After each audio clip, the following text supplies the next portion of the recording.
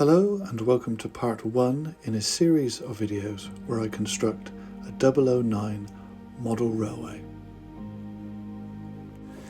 In the early 1990s, at a quiet spot called Holwell Farm in the heart of Somerset, something ambitious was beginning to stir. While most people were moving toward the digital age, a small syndicate of enthusiasts were looking back, way back. They were building a railway from scratch, but not just any railway, but the Vobster Light Railway, a 2-foot gauge line built on the ghost of a broad gauge giant. But like many ambitious preservation dreams, its time in the sun would be fleeting, and unfortunately, this was the story of the Vobster Light Railway. The site chosen for the Vobster Light Railway wasn't just a random field, it sat on a substantial portion of the old Newbury rail trackbed. This ground had seen it all. In the 1860s it carried a massive 7-foot broad gauge track designed by Isambard Kingdom Brunel. By 1874 it was slimmed down to a standard gauge to haul coal and limestone. But by 1992 the VLR syndicate had a different vision. They were shrinking it even further down to just 2 feet wide. For the first time in history, this industrial corridor was being prepared to carry people instead of rocks. By July 1993, the VLR was becoming a sanctuary for industrial workhorses that had been saved from the breaker's yard. Their roster featured 5 primary diesel locomotives, each with its own story. For more information about those locomotives, I will attach a link in the description of this video to the Cornwall Railway Society's website. Building a railway is one thing, running one for the public is another. The documents from 1993 hint at the hurdles the group faced. They weren't in a position to carry passengers regularly yet. The legal requirements were a mountain to climb, and the project was entirely self-funded through members themselves. They held occasional open days, giving the public a glimpse of the 5 diesels, but the dream was short-lived. By 1994, the Vobster Light Railway closed its gates. The tracks were lifted and the collection was dispersed to other heritage lines like the Radstock Museum and various private sites. So I'm going to construct a 009 layout based on the VLR from the 1990s. However, my take on it will be that it didn't close and in fact stayed open, grew and is now operational today. Studying maps of the area and the images you saw previously, this will be the location of the barn and a potential car park for visitors. As I said, in my version of reality, the VLR didn't close and continued to grow and is operational today. And also it extended.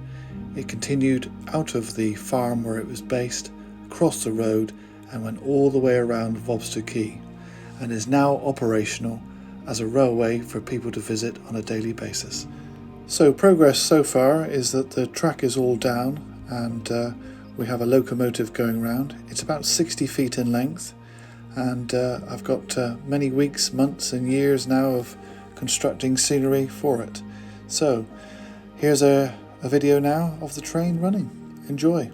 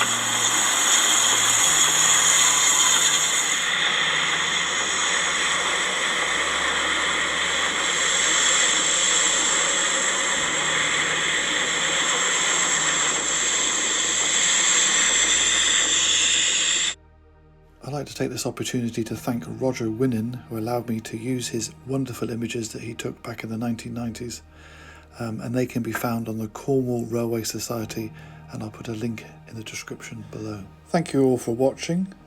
Please like and subscribe, and I'll see you all in part 2 of the construction of the Vobster Light Railway. Thank you.